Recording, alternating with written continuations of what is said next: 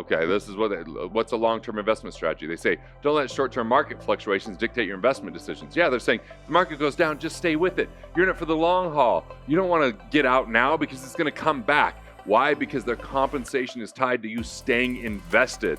And when they tell you focus on your long-term financial goals and stick to your investment plan, that's often just speak or sales speak to say, just stick with it, because if you don't, I'm not going to get paid.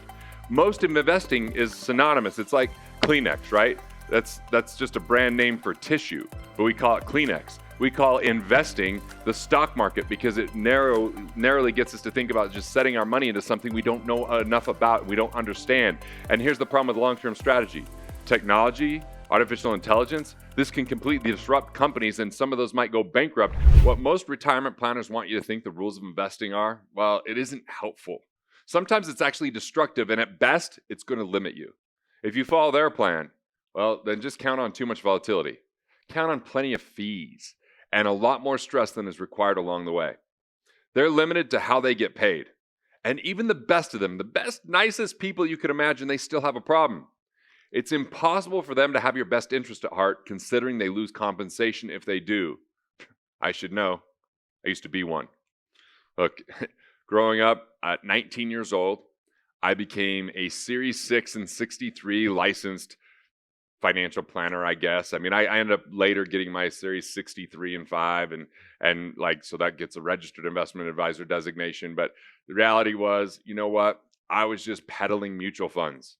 And the studies have shown that if you're in robo-advisors, using technology and AI for that, or if you're in an index fund, after 10, 20 years, the chances of you being ahead of paying the high fees of like American funds and these other mutual funds, well, you're just paying for less money in the future. That's crazy, right? You're paying these managers, but their hands are tied to what are the objectives of the funds are. If it's growth, they have to stay in growth, even if it's not time to be in growth. If it's fixed income, they can't invest when it's time for growth. So that's why a lot of more wealthy people move to hedge funds, which they have less, rigidity, and they can move to different types of things and even use options and stuff like that and hedge. So that's what's called hedge funds. So anyway, I think what's important is that we look at the limitations around what most people think when it comes to the rules of investing. I'm going to pick those apart. Then I'm going to give you my 10 rules for investing. This is going to be comprehensive. It's going to be very impactful for you to avoid the landmines and the mishaps and the misinformation and navigate this so you become a more informed investor. I know the reason I'm doing this is because you know how painful it was when I had all my family in mutual funds. I had them cash out their double E bonds and their certificates of deposit and money in cash and coffee cans. I'm like, be in the mutual funds. And in 1998 and 1999, I was a little financial Einstein, helping them make tons of money. Not because I was smart, because the market just went up a huge amount those 2 years. And then the year 2000, 2001, 2002, the market had double-digit losses. 10%, 20%, 30% type losses. So all those gains were wiped out so quickly. Good news was I went to all of them by May of 2000 and said, I don't know what the hell I'm doing. You should get your money out. So this is what I believed when I didn't know what the hell I was doing, which is probably what you heard. I'll give you the 10 philosophies you hear for most retirement planning. Number 1, start as early as possible. Time is one of the most important factors in investing. It allows your investments to compound over a longer period of time. So let me pick that apart. Yes, if you're just setting money aside in a retirement plan and investments that you're going to wait for 30 years, the earlier you go, the more opportunity you have for compounding. But what it's not considering is the compounded cost of fees, the compounded cost of volatility. If you have a loss 1 year, you lose that time value. So it's not helping you understand risk. We'll go over that a little bit more here. But what it's really neglecting is cash flow. My belief is create economic independence. I'll go into more detail with that because cash flow is going to beat compounding returns. And I'm going to give you the formula later on of how to create economic independence where your assets cover your basic expenses. And you can do that in 3, maybe 10 years, depending on, are you starting in a hole? Do you already have a good amount of assets? Or are you starting from scratch? It just depends on your level of commitment, but you don't have to wait 30 years for compound interest to work. The miracle for compound interest is that people buy into it and they wait for 30 years, sacrificing their life away, while the banks use cash flow and the institutions make money on your money, and it's ultimately playing into their hands, not into yours. Now, I know it's heresy to say maybe compound interest isn't the best thing. I want you to go out there, interview people, talk to older people, look at your own life. Has compound interest served you well? I found more people thought it was going to be better than it was. Because imagine this. It doesn't matter whether you lose 10% in year 1 or year 30, because you're going to have the same impact. Because 10% in the first year, if you only invested $10,000, only a $1,000 loss.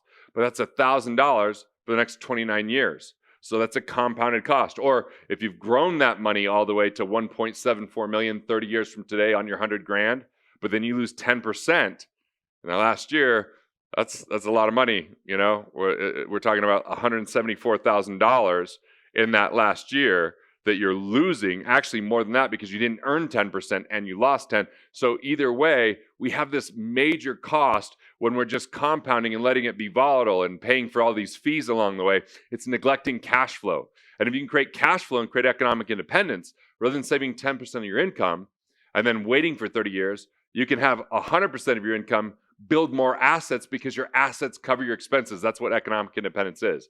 So the way that most retirement planners and the world handles, investing, they'll say rule number 2, diversify your portfolio. You've heard that. Diversify, diversify, diversify. Don't put all your eggs in one basket. You've heard that, right? Spread your investments across a variety of asset classes, such as stocks, bonds, and cash, to reduce your overall risk of your portfolio. Diversification is diversification. It's admission of ignorance. I don't know what's going to work. Put something over here, something over there. Diversification is a tool when you're already wealthy so that you can have your portfolio be preserved, not as a growth strategy. Again, cash flow is key. Plugging financial leaks is going to outperform a diversified portfolio, which I'll give you resources that help show this and verify everything that I'm saying here. But this is something I believe focus is more powerful than diversification on the way up, but focus with risk management. I'll go into more detail later. Number 3, it says, develop a long-term investment strategy. Okay, this is what's a long-term investment strategy. They say, don't let short-term market fluctuations dictate your investment decisions. Yeah, they're saying, if the market goes down, just stay with it. You're in it for the long haul. You don't want to get out now because it's going to come back. Why? Because their compensation is tied to you staying invested. And when they tell you focus on your long-term financial goals and stick to your investment plan, that's often just speak or sales speak to say, just stick with it, because if you don't, I'm not going to get paid. Most of investing is synonymous. It's like Kleenex, right? That's just a brand name for tissue, but we call it Kleenex. We call investing the stock market because it narrowly gets us to think about just setting our money into something we don't know enough about and we don't understand. And here's the problem with long-term strategy. Technology, artificial intelligence, this can completely disrupt companies, and some of those might go bankrupt. And we didn't have that kind of a situation even a decade ago. So what happens if you're invested in 500 stocks and 100 of those become obsolete in the next 7 years? That's something to consider. We're playing in a different world and a different set of rules. Now, there's another one that says, this is the 4th biggest strategy most retirement planners will tell you, dollar cost average. Really? Who wants to be average? Is that why you're watching this right now? You want to be average? What dollar cost averaging says is just put money in every month, whether the market's going up or whether it's going down, you're going to buy at an average price, right? So it says it involves a fixed amount of money at regular intervals rather than trying to time the market by investing all at once. This can help you reduce the impact of market volatility on your investments. Okay, it can help you reduce the impact of volatility, and it also can help you miss out on opportunity and also have you neglect stewardship and just go, I'm just going to let this ride and hopefully it works out. And then from 2000 to 2002, my clients would have just lost for those entire 3 years, or 2008 to 2010. People lose for those entire 3 years. And it's all because of this mindlessness that they're trying to get us to think. When they say long-term, they're not talking about having a strategy. They're talking about just staying in it long-term. When they say dollar cost averages, just set it and forget it and just put the money going, whether it's working or not. Would we do that in business? Would we do that in any other part of our life? Number 5, it says, don't try to beat the market. It's difficult, if not impossible, to consistently outperform the overall market. Instead of trying to pick winning stocks, consider investing in a low-cost index fund that tracks performance of a broad market index. I agree with that. You unfortunately hear that more from index proponents and not financial advisors, not retirement planners, because how do they get paid on an index fund? So if you're going to invest in the market, that is a pretty good rule. Remember, the 6th biggest thing that's said is don't let your emotions drive your investment decisions. Yeah, the higher the emotion, I'm here saying this, the lower your financial IQ. So that's good. I understand, but it says it can be tempting to sell when the market's down or to chase after the hottest investment trends. I also agree. People chase after hot investment trends and a lot of times don't know what's going on. They chase real estate at a time where there's low interest rate environments, but then they end up, when interest rates change or real estate goes down, they're stuck holding the bag because they waited too long. Or they get into crypto, not knowing what coins they're getting into, how they work, just listening to some type of stories, and then they get in too late and it goes down. See, that's emotional decisions. And yes, that can lead to poor investment outcomes, but also just sticking in something that's not working doesn't make a lot of sense either. So when it says it's tempting to sell when the market's down, well, yeah, why not have a automatic situation where you do a trailing stop loss that if it goes down by more than what you're comfortable with, it automatically divests, and then you can regroup and be intentional with your investing versus automatic. I believe in automatically saving and intentionally investing in alignment with your investor DNA. This is one of the things that annoys me about retirement planning and wealth advisors. They say, be mindful of your risk tolerance. Risk tolerance, it's a stupid idea. It's a stupid notion. It says, how much risk can you tolerate? Well, guess what? If you're making money, everybody's super risk tolerant. Yeah, I'm not risk averse. I'm killing it. But when the market goes down by 30%, are you still risk tolerant? See, if I ask someone after the market goes down, tell me on a scale of 1 to 10 what your risk tolerance is, they want to punch me in the throat because you're not risk tolerant. You're simply thinking that risk equals return. So what investment advisors say is different investment options carry different levels of risk. Be sure to choose investments that are appropriate for your risk tolerance and financial goals. Well, when I went to school and I learned about investments, they would just showed me the charts that mutual funds and stocks outperform bonds, outperform money markets. So why not just go with the mutual funds? But what they're not talking about is when those companies go bankrupt, bond holders have a higher priority than stockholders. And what happens to the person's psyche and their ability to produce when their investments are suffering and all of a sudden they're drinking more, popping pills, because I've seen that happen on flights where the market goes down and people are super stressed and all of a sudden their life starts to suck. That risk tolerance just gets us to continue to buy into the philosophy of set it and forget it, wait for 30 years, don't spend your money, only live off the interest. This is benefiting the institutions more than you. Number 8, this is a decent review and rebalance your portfolio regularly. That's a decent strategy. As your financial circumstances or investment goals can change, you might want to adjust your portfolio. Be sure to review your investments regularly and make any unnecessary adjustments to ensure your portfolio is still aligned with your financial goals. Again, most financial people are only selling variable annuities or mutual funds or a stock and bond mix. They're not looking at other elements. They're not looking at other investments like a business or intellectual property or investing in your own skill sets and your ability to make more money or saving on tax. We're going to go through my solutions to all this, but 2 pieces of advice that they give, these again are pieces of advice like rebalancing and refocusing on strategy is advice you get that's helpful, but how good are the advisors at implementing if it's not automatically? Because again, it might be at odds with how they get paid if it's time to move to cash. Cash isn't something they get paid on. The 9th point, they say keep your investment costs low, high fees and expenses eat into your investment returns. So they're now talking about ETFs or looking at the costs of the administration of your 401k and stuff. So a little bit different than the expense ratio that we talked about before. I agree with that. Don't put all your savings into investments. It's important to have an emergency fund in case unexpected expenses or job loss. By the way, notice this is usually one of their later points. Consider keeping a portion of your savings in liquid, low-risk accounts such as high-yield savings accounts or short-term bond fund. I have a much better strategy than what they're saying here. But what's a more valuable, sustainable, and true model of wealth? I want to give you my 10 rules, right? I want to give you something that is radically different than this very limited model that hasn't produced great results. And when I say it hasn't produced great results, 95% of people are not financially independent at age 65 because they're taught that model, which never looks at cash flow, which is always about just waiting longer, taking risk, hoping for the best, and then minimizing the risk with diversification, which starts to impact the return and gets you spread a little bit thin. Like, I'm very frustrated with what's out there. So this is my solution. These are the 10 rules for investing. Number 1, know your investor DNA. I don't love investing in real estate unless it's real estate that I'm living in or utilizing, like a music studio or a cabin. Like, that's not really what my gig is, but I know other people that are great at real estate and they actually love it. They like looking at spreadsheets. They like talking to bankers and property managers. They like going to properties and see how, if it's the right property. Like, there's people that like that. There's other people that are really good at acquiring businesses, other people that are good at creating intellectual property, other people that are good at tax liens, some people that are really good at commercial properties versus residential properties. There's so many things to invest in out there, but know your investor DNA and then stay in your lane. Focus, don't diversify.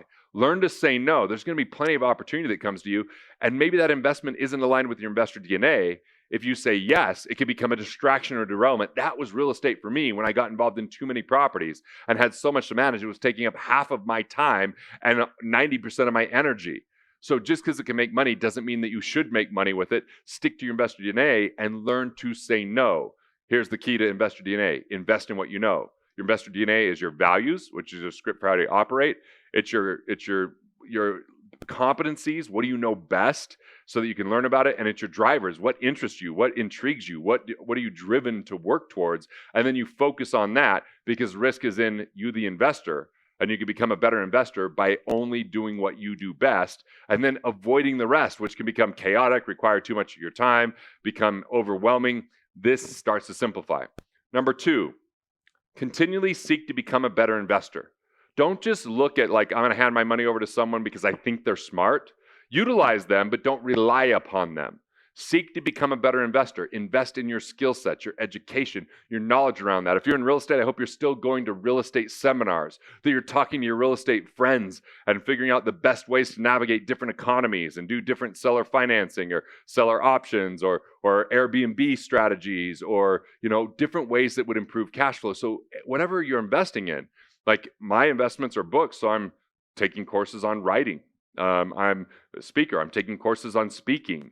I'm reading books on those aspects so I can do a better job at those things. I'm reading the comments when you guys say you interrupt too much when you're interviewing someone. So I've been working on listening. Thank you for your feedback here on YouTube. Some people say I talk too fast. Well, fuck yourself. No, just kidding. That's who I am. And I'm passionate about this kind of stuff. So I do read those comments and do appreciate them. I've actually had comments that I've completely changed a video based upon the comments because they were good points. I just recorded an audiobook because they had only put up an interview because I saw some of the comments. So I thought this was a book and it's just an interview series. So I did the audiobook specifically to address it. I want to add more value in your life. Number 3, I've said it before, but I'm going to reemphasize it. Focus rather than diversify, but protect your downside. Utilize your investor DNA, add collateral or guarantees where available. For example, if you're investing in a business, maybe they can do a UCC filing, which creates collateral with their cash flow. Or maybe you can file a lien on a property or have a position on a property if you're lending money. Or maybe it's like a trust deed that way, or maybe there's certain insurances you can have. But look at ways that you can manage and mitigate that risk when you focus and have enough liquidity and savings in addition to that so that you can handle turmoil or economic changes along the way. All right, number 4. And this is a radical shift from what you heard on the first 10 points with traditional finance. Make money on the buy. What does that mean?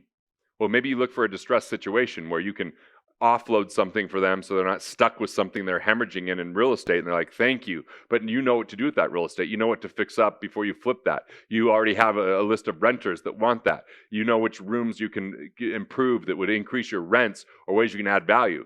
So look for distressed situations. It could just be economic turmoil where you're buying a business before it goes out of business, and now you have that customer database that might support what your knowledge is.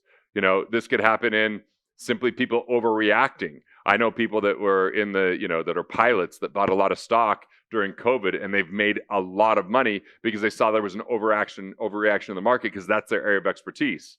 So utilize ways to add value that could increase cash flow when it comes to real estate or when it comes to a business. These are all ways that you can make money on the buy, because if you bring unique knowledge in that acquisition that they're missing, or you have a strategic relationship that can partner with it, it automatically starts to create that additional cash flow.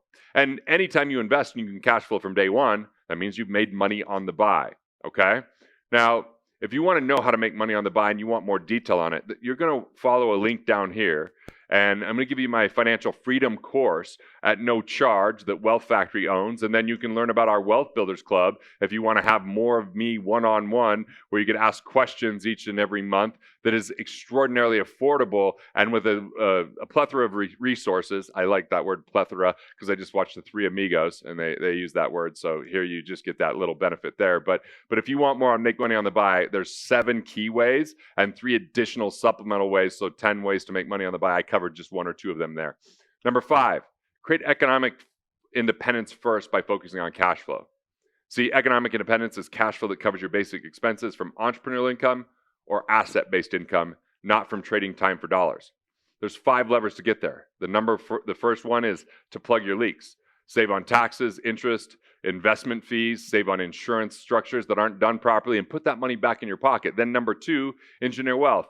What amount of money you need every single month? Let's reverse engineer and find out how we can create that so that you're now economically independent, which means you have more freedom in your life to choose what you do on a daily basis. Then accelerate investment income. Do you have stagnant, lazy assets, retirement plans, investments that don't kick off monthly cash flow? Let's turn that into monthly cash flow to help you get economically independent. Then the 4th point, or the 4th lever, is to scale. If you own a business, it means what can you do to tweak to add more revenue to that business, invest in that business first before you invest outside of that business. Or if you're an entrepreneur working for someone, what things can you do that create upside potential? Because it's about expanding the money that you make, not just making money on your money. And then the 5th lever is to make it count.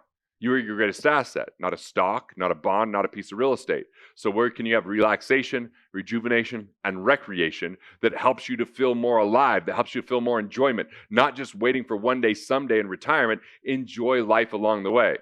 All right, number 6. 6th point of the top 10 here. And we've covered quite a few things, by the way. I'll just give you a little bit of a recap. Know your investor DNA was number 1. Continually seek to become a better investor was number 2. Number 3, a little bit more controversial, focus rather than diversify and protect your downside. Number 4 was to make money on the buy. And number 5 was to create economic independence by focusing on cash flow first. All right, now we're on number 6. Focus on efficiency first. Look, in What Would the Rockefellers Do? I talk about the impact efficiency has over increased return. It's staggering how much more efficiency can create with results rather than taking risk. So I'm going to let you just go into the show notes and you're going to see you can download What Would the Rockefellers Do on me. No charge. It's my gift to you. And you can go to the later chapter and see when I show with software. And we have these different models there so you can see with the impact of efficiency. And this is what efficiency is the 4 I's. The IRS. That's for all you Americans, but anyone with a tax agency. Number 2, interest. Number 3, investment. And number 4, insurance. Stay tuned to the end of the video. We'll connect you to other videos that talk about how to do just that, because this is the overall philosophy here today. Number 7, look for arbitrage or arbitrage opportunities. This is how you think more like a bank. Like, here's an example of arbitrage. I have a friend, Eric. He knows how to find used RVs because he has a pretty amazing technology platform that integrates all these different automations, and they find used RVs for sale at certain prices. And then he automatically has a waiting list of people that are looking to buy, where he makes a profit because him doing it. He has a system that gets it quick. He's got the money to pick them up, and then there's already buyers, so he can immediately make a profit, and the person buying can find the RV they want at a better price. So it's a win-win. But because he has that technology and knowledge, he knows how to create arbitrage. He buys them from one main area that most people never think to buy them from, and then brings them to the United States and has all these people that he's selling them to. That is arbitrage. Or people used to do arbitrage with foreign currency because some currency was pegged. And so you could say, I'm going to trade the US dollar for a euro, and then I'm going to turn around and change that euro for a peso. And there was an inefficiency or arbitrage by just doing those trades, and people could make money on that all day by just making the different trade. That's another example of arbitrage. Or banks use arbitrage all the time. They rent money from you. They might give you $1 for the money, and then they turn around and rent that out for $3 to someone else on this, and it's the same money. It's your money. That's arbitrage. There's tax arbitrage, where you spend $1, you get more than $1 back. That's arbitrage. So where are there inefficiencies in the marketplace that you can capitalize on that allow you to make money on other people's money, for example, or keep more of the money that you have? That's a pretty big one. Number 8, know your exit strategy. If you're going to invest, how you get to your money. Retirement plans are so easy to put money into, especially if you're an employee. It just automatically comes out. But when do you get a benefit from that? How do you get the money from it? You have to pay tax when you pull that out, or is it a Roth? If it's not a Roth, you have to pay tax. What's that going to feel like? So maybe you're investing in something that there's a crazy market. It's really volatile out there, and you're like, yeah, there's a short-term opportunity, but if you have an exit strategy, you capitalize on that return. If you don't have an exit strategy, maybe all that goes away, right? Number 9, invest in yourself. This is the key. Invest in yourself. Expose skill sets. Increase your knowledge. I want to learn how to be a better writer. I want to be better on video. I want to be a better interviewer, a better performer when I'm on stage, whether it's comedy or whether it's teaching about money. So I'm investing in those things. But invest in who you are that leads to a better life, that leads to better energy. I went and got acupuncture today. I had a foundation training session with my trainer. I'm getting a massage on Saturday. That's other ways you can invest in yourself through self-care, through your morning rituals, through the relationships you spend time with, so that you really, even writing that you do, but actually spending money and investing money on ways to improve what you're doing. Hunter, who's editing for me, we're meeting with an editor tomorrow who has edited for Andrew Schultz. We're meeting with Marty Callner, who has edited who directed some of the biggest comedy specials in history, so that we can learn how to do a better job at bringing his skill set to even another level. And I can understand how to be a better performer for him, so that he doesn't have to cut out so much of me rubbing my nose or not telling enough stories or stuff like that, right? So yeah, this is the final one here is I want you to know how to manage and mitigate your risk, which means have a due diligence team. Like maybe you're small and you don't have a lot of money, so it's just one person, but don't make decisions in isolation, and don't make decisions of thinking they're in due diligence if they're selling you something and paid a commission. So the wealthiest people know how to manage and mitigate risk.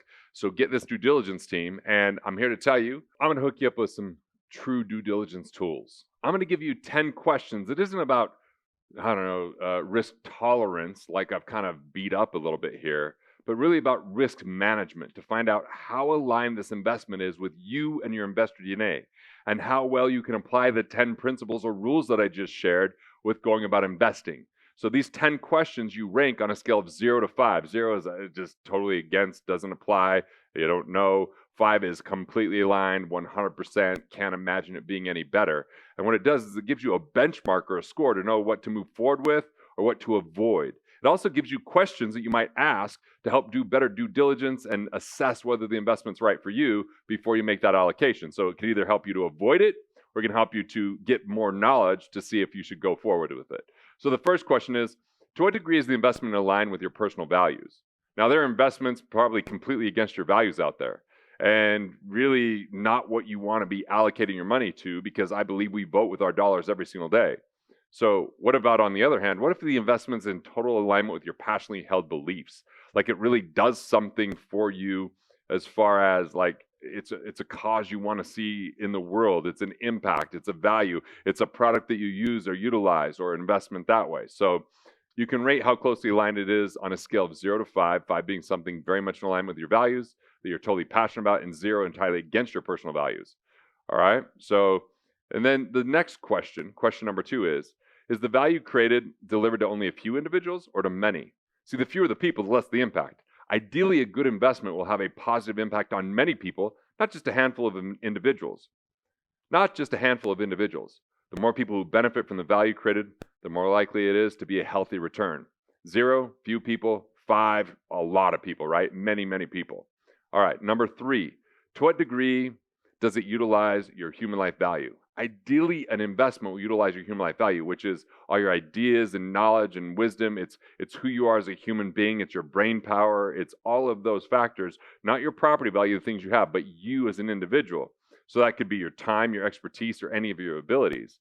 If you have the ability to utilize your human life value, that's going to lower your risk. The higher the score, the better the situation. The lower the score, the less influence you have over the outcome. This is where people get into more of a gambling philosophy if it's a low score here around their investments, right? So 0, very little human life value or none, and 5, much opportunity to offer value with your expertise, time, and or knowledge. Number 4, to what level are you able to establish arbitrage? We talked about arbitrage as one of the principles. Arbitrage can be borrowing money to invest at a higher rate than the rate you paid for the loan. For example, if you borrow money at 3 and then invest to get 6, you've just created arbitrage. Banks do it every single day. Another way to create arbitrage is to borrow money to increase the rate at which you produce. For example, when a company goes public, it actually is creating arbitrage. The company is essentially borrowing other people's money by selling shares of their company stock, And the buyers of the stock, in essence, are lending their money because they believe that that particular company will be productive with it. If it were your company, then your goal would be to increase your company's production with the borrowed money. Your hope is that your ability to produce with that money is greater than what you're committing to as a dividend or a payout to shareholders. That's arbitrage. So for your investments, is it only your capital involved, or are you leveraging other people's money to earn a higher rate of return? 0, no arbitrage, only your money. 5, very high levels of arbitrage while you're leveraging other people's money. Number 5, to what degree could you recover or recreate or manage the risk around lost principal if this investment starts to decline? A lot of people start to panic when investments decline, or they'll move to something else after it's a little bit too late. They have no knowledge or ability to recoup losses. If you have expertise in a particular industry or an investment and know how to invest effectively around that arena, the chances are you'll be more successful at recovering and recreating lost principal. Most people don't think about their own abilities to recoup losses when they invest. They think more about what a great opportunity they have in front of them. So think about it with people investing in a business, but then that business isn't doing well and they get to take that business over. If they have knowledge in that, that happens all the time with venture capitalists and even angel investors and things like that. So 0, you have little to no chance of recovery. 0, little to no chance of recovery. 5, full recovery. Okay, on to 6. How are you going to get out of the investment? This is the exit strategy question. This is a question that most people rarely ask when they invest. They're more worried about how to get into the game, not how to get out later. When you come into an investment opportunity, you should be looking to cover yourself and both sides. Ask yourself, what's my entrance and what's my exit? Also, how secure is the exit strategy you have planned for the investment? Like when I got involved in a ton of real estate, I didn't have a good exit strategy. That ended up costing cash flow. It became a very painful, difficult experience. Some businesses aren't very liquid either. Some investments are very liquid, but they're not very profitable. So we got to kind of have more than just this question, right? But will it be difficult to withdraw or utilize? Let's use an example of a 401k. Make a 7% contribution from your check. Your employer matches 4% if you're not a business owner. Your exit strategy would be pretty clean, super easy. Plus, you don't feel the money leaving because it just comes out of your check before you see it. So just on an entrance strategy alone, if that's the only thing we looked at, thumbs up, awesome. Now, when asking the exit strategy questions though, would it be difficult to withdraw or utilize? In most cases, it's extremely difficult to liquidate the money in your 401k should you need to access it quickly. There's a 10% penalty as one example, or maybe if you're already employed there, there's a rule that you can't get that out without maybe borrowing, and that's limited to how much you can borrow. So 0, no plan for exit.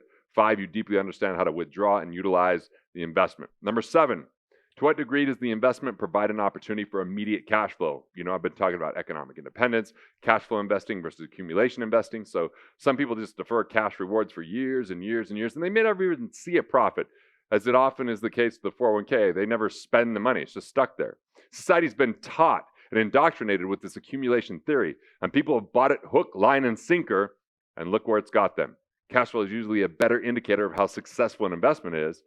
When you have cash flow coming today, you're able to use that money to fund your sole purpose, to create economic independence, rather than just letting it sit idly accumulating or losing value over time. Also, it's better to have $3 million kicking off $300,000 in cash flow than $5 million kicking off $150,000 in cash flow, unless you know we're going to take that difference in that $2 million and capitalize it or buy a great asset. So this isn't really about net worth. It's about unlocking net worth and having that money come directly to you. 0, no cash flow. 5, steady income cash flow from now forward. Question number 8. How much control do you have over any of the characteristics generating the return from the investments? This is a little bit like human life value, but the difference is there's many factors when it comes to an investment, from the collateral that you're setting up, which is going to be coming up, to whether you're involved in the company, to the collateral. I'll be talking about that coming up, to whether you're involved in the company, or to whether or not you can have direct influence and voting and stuff like that. So investment returns are only as valuable as the ability of those involved with the investment to produce them. If you don't have a clue on how an investment worked in the first place, then what do you think the chances are of being able to reproduce the same results if the market changes?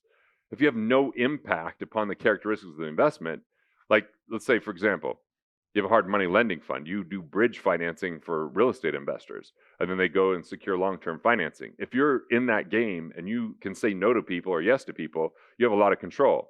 If you're putting it in a fund and you have no control over what happens in that, that's an example of this difference. So if you have no impact upon the characteristics of the investment and how those returns can be manipulated or recreated, you probably don't have the right to be playing in it, or at least you're not going to score as high on this question. So 0, no control. 5, maximum control. Number 9, To what degree is it secured with liquid collateral? Now I use liquid. We've seen this in the past where banks were, not that liquid because they had all this real estate collateral. They didn't know what to do with it. So if you're not good at real estate, that might not be good collateral. If it's a water right, you know nothing about, that might not be good collateral. If it's if it's attached to a business or something like that, like, do you have a way to create any level of collateral or any way to protect the downside? Liquid means you could actually sell it in exchange for form of cash. Now, this is a later question because not all investments are going to have collateral. The best is a lot of times a personal guarantee, because now you have full claim to the individual's their entire portfolio and assets unless they declare bankruptcy. So if it's not backed at all, it's a 0. If it's fully backed and you feel good about the collateral, that could be a 5. Now, the final question is, to what degree is the investment dependent upon the continuation of current market conditions? You can take opportunities that come up, within current market conditions and go, oh, this is awesome, do really well with them, but are they going to last? So you have to realistically analyze what the current market trends are and how dependent your investment return is upon that market trend. If we look at 2020, even 2021, 2022, for part of the year, man, real estate just was skyrocketing, which was kind of crazy with COVID happening, but it did happen. And then interest rates started to increase and that really started to slow down. So did you understand those trends and when to make a change? See, if the trend stops, how does that affect your investment? In some cases, you may be completely dependent upon a current market condition continuing, like we saw in a lot of cryptocurrency. And still, you need to make sure if you're going to do that, you have a good exit strategy. So that was a question before. If you have a good exit strategy and then you're really thinking about when this is going to happen and that when you're going to get out of it, it goes against all that philosophy I talked about with most retirement planners of set it, forget it, wait till you're 65, don't try to time the market, just wait. Like, if you're totally dependent on the continuation of current market conditions, that's a 0. If you're not affected by the change in the market conditions, that's a 5. And you can score low here and have higher scores on everything else. So as long as you have an exit strategy, when you're going to get out, it may still make sense to move forward with this. Now, if you go to wealthfactory.com/scorecard, you can download these questions yourself, which will help you to apply all of the 10 concepts and rules that I shared with you around investing, and I help debunk the myths and misinformation around the 10 rules that most retirement planners and financial institutions will tell you about. So now you know better what to avoid, what to embrace. This comes down to you taking personal responsibility and being in charge of your prosperity. Hey, thanks for watching. I appreciate it. And if you're enjoying these videos, well, there's good news. More where that came from, so go ahead and click through and watch the next video now.